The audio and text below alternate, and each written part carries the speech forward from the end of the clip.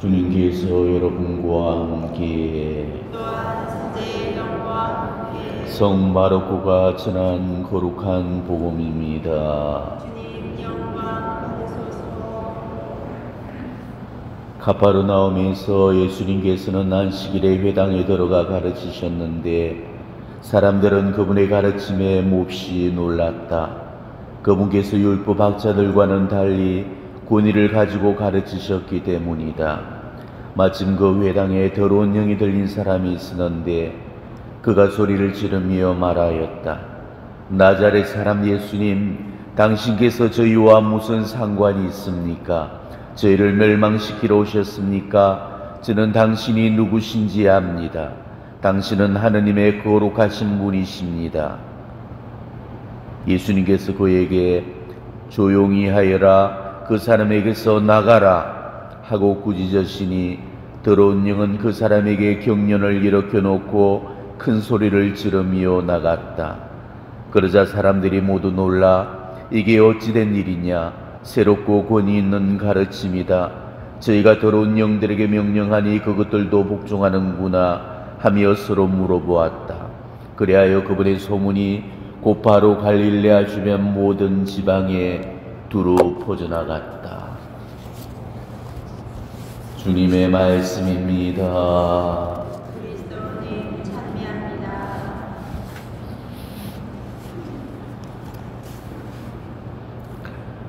오늘 복음은 마귀를 쫓아내신 부마 이야기가 되겠습니다. 저는 오늘 여러분들에게 부마에 관해서 좀 말씀을 드리려고 해요. 지금은 날이 갈수록 부마자들이 굉장히 많이 늘고 있습니다.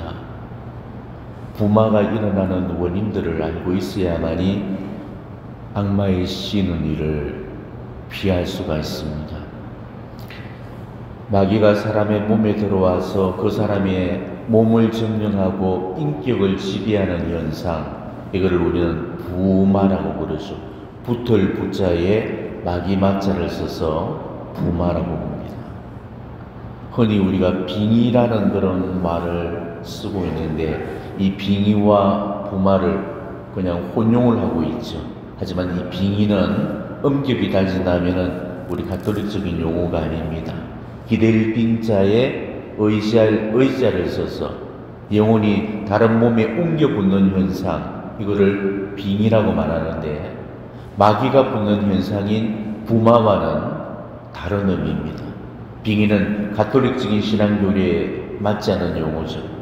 육신을 떠난 혼백은 다른 사람의 몸속에 옮겨 붙을 수가 없습니다. 그거는 하느님께서 허락지 않는 일이시죠.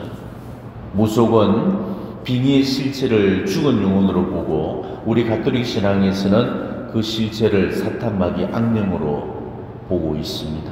그렇기 때문에 무속 신앙에서의 퇴화의식하고 우리 가톨릭 신앙에서의 엑소시즘, 즉 부마의식은 그 출발선상에서부터가 다릅니다.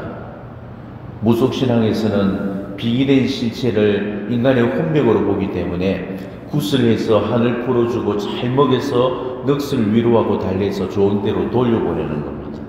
하지만 가톨릭의 부마의식은 인간의 몸을 점령한 실체를 마귀로 보기 때문에 말 그대로 몰아낼 구자를 써서 마귀를 몸 밖으로 몰아내서 쫓아버리는 겁니다. 마귀는 달래고 위로한다고 해서 순순히 나가는 존재가 아닙니다. 영혼을 달래서 좋은 곳으로 보낸다는 것은 이거는 말이 안 되는 웃기는 소리죠. 마귀는 반드시 부마 압박을 통해서 몸 밖으로 몰아내야 되는 겁니다. 저는 지금까지 마귀를 쫓아내는 부마 사목을 오랫동안 해오고 있습니다. 제가 만나본 부마자들을 보면은 그 부마가 된 원인들이 참으로 다양했습니다. 우리가 정말 다 알지 못하는 오로지 악마만이 아는 방법에 의해서 부마가 일어나는데 그래도 그 원인을 통계적으로 보면은 어떤 몸속에 악마가 잘 들어가는지 알 수가 있습니다. 악마가 들어오는 문들은 다양합니다. 그 중에 악마가 제일 좋아하는, 집을 짓기에 제일 좋아하는 집이 있죠. 악마는 죄를 먹이로 삼기 때문에 죄를 짓는 영혼들, 특히 죄가 크면 클수록 중하면 중할수록 그래서 지속적으로 대죄나 중죄를 짓고 있는 영혼들, 또 하나님의 은총으로부터 멀어진 실종 상태나 하나님을 거부하고 모독하는 그 독성 상태의 영혼들은 악마가 제일 좋아하는 그런 집이 되어질 수가 있습니다. 또 영혼의 상태가 추악하면 추악할수록 바로 그곳은 지옥의 환경과 가장 비슷한 환경을 제공하고 있기 때문에 악마는 그곳을 자기 집으로 삼으려고 그래요. 그렇기 때문에 죄를 짓지 않고 악을 멀리해야만이 그 악마의 표적으로부터 벗어날 수가 있습니다. 특히 기도생활과 성사생활에 충실할 때 악마는 절대로 그 영혼을 자기 것으로 삼을 수 없습니다. 불을 보고 나방이 뛰어들면은 타버리듯이 성령의 불길이 활활 타오르는 그 영혼들에게 겁없이 덤빌 수 있는 그런 악마는 없습니다. 또 악마는 저주나 흑마법을 통해서도 들어오게 됩니다. 물건들의 저주를 거는 경우가 대표적이죠. 인형 속에 저주를 건다든지, 저주를 목적으로 피로 이름을 적는다든가, 갖가지 물건에 저주를 걸게 되면 악마는 그 저주된 물건을 매개로 들어오게 됩니다.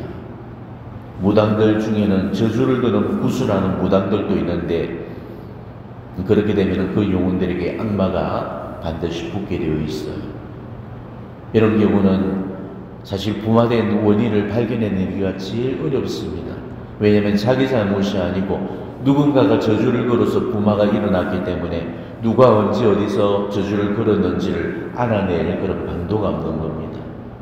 이처럼 저주란 것은 참으로 무섭습니다. 영은 우리가 청하고 부르는 대로 우리에게 달려오게 되어 있어요. 우리가 축복을 청하면 성령께서 임하게 되시고, 저주를 부르게 되면 반드시 악령이 찾아오게 되어 있습니다.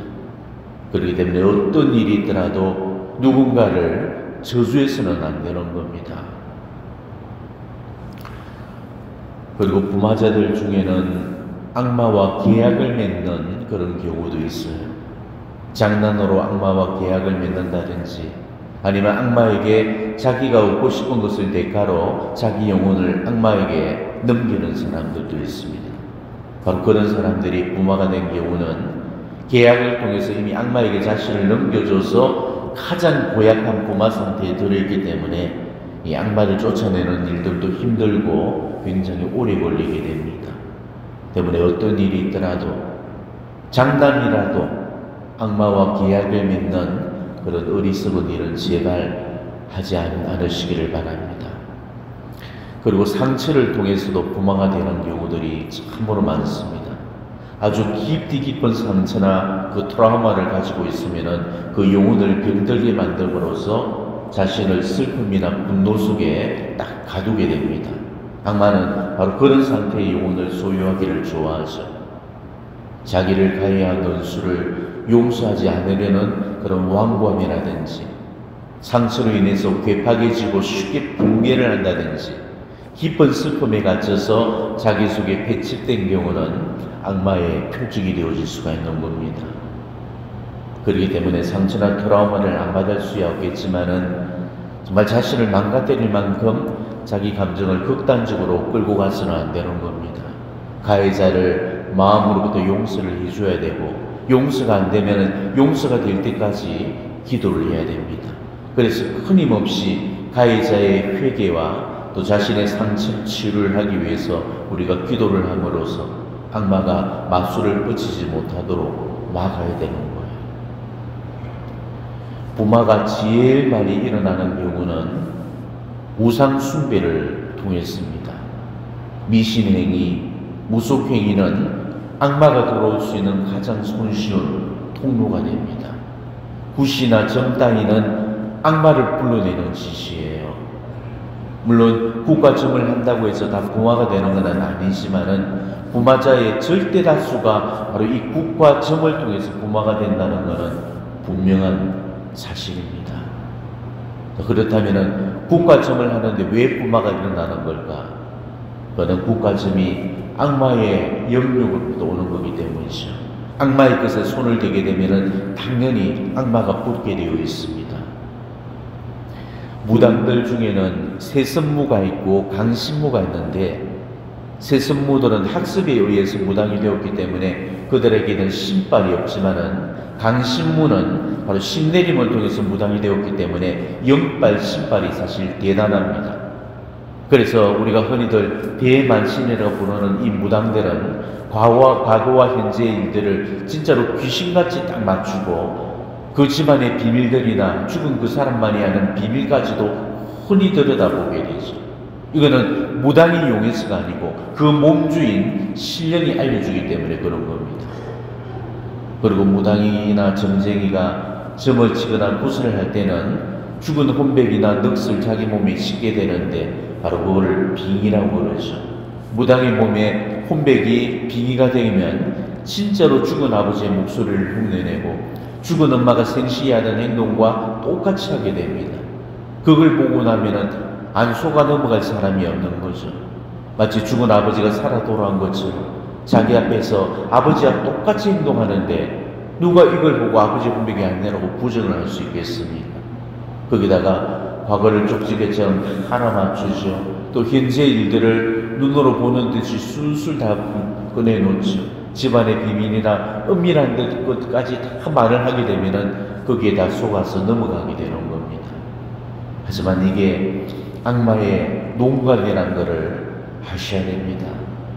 악마는 원래가 천사들이었는데 하느님께 반역을 일삼고 지옥으로 쫓겨나 버렸죠.